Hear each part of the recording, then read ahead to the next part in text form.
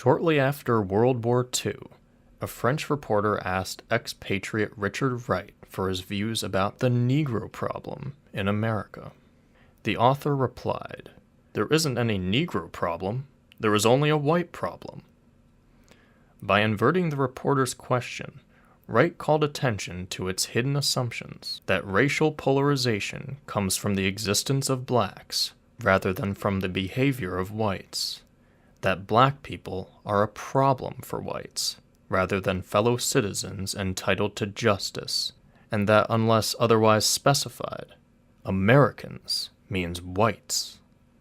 But Wright's formulation also placed political mobilization by African Americans during the Civil Rights era in context, connecting black disadvantages to white advantages, and finding the roots of black consciousness in the systematic practices of aversion, exploitation, denigration, and discrimination practiced by people who think of themselves as white.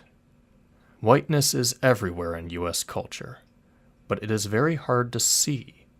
As Richard Dyer suggests, white power secures its dominance by seeming not to be anything in particular, as the unmarked category against which difference is constructed.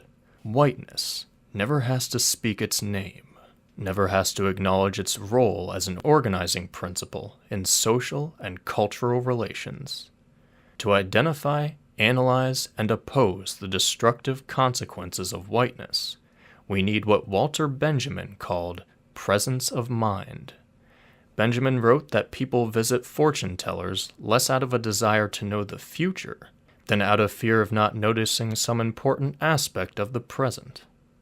Presence of mind, he suggested, is an abstract of the future, and precise awareness of the present moment more decisive than foreknowledge of the most distant events.